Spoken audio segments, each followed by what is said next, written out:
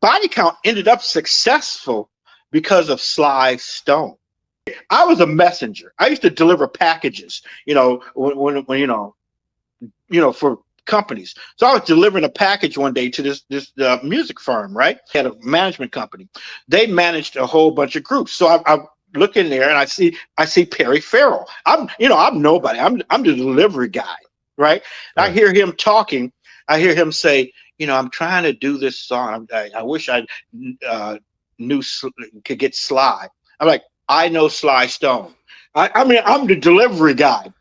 And so they say, who are you? I'm like, I know Sly Stone. Sly Stone lived with my friend. He lived. Sly Stone was, high and house sitting and all that kind of stuff. Lived with a friend of mine. Okay, so Perry was doing this song. I got to say this word. It's called Nigga Whitey. It's a song, a 60s song about racism. It's what it was. You can say it then, you can't say it now. But right. He was doing this song, and they were going to film a video for this movie, which people can find right now. It's called The Gift. Perry's wife directed the movie. So I talked to Sly. I called my friend and said, Sly's like, no problem, man. I'll be there. Blah blah blah. So the day that we're going to shoot, we go down to this rehearsal spot, and everybody's sitting there, a bunch of lawyers, a bunch of cameramen, and Jane's Addiction's all set up. They're waiting for Sly, and I'm in there, and they're like, I called over to my buddy's house. I said, where's Sly? He said, oh, Sly's in rehab. I'm like, oh no, what am I going to do? So I'm the messenger. So I go to him. I says, Sly says he can't be here today. I said, but do you know this guy Ice-T? He said he could do it if Sly can't do it. I didn't talk to Ice about this at all. So he's just dropping it.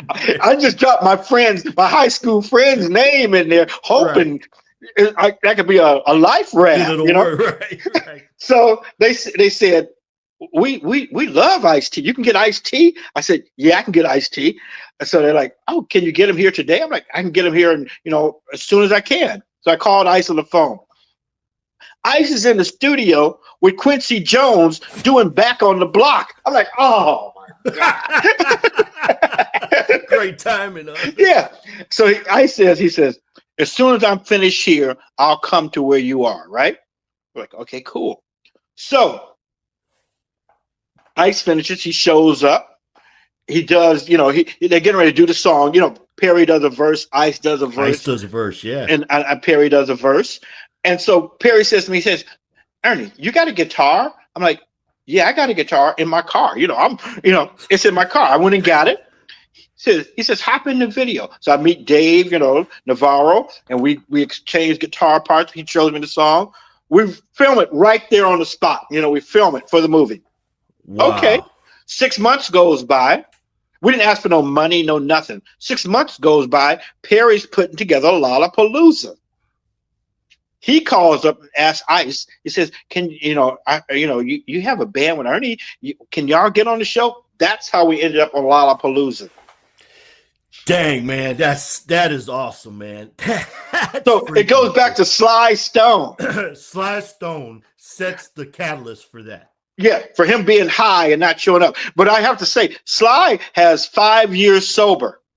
He's like 86 or 87, but he has 5 years, Right. Hey, man, it's better now than never. Yeah, exactly. And nothing wrong with that, man. That's great. What an amazing story, man.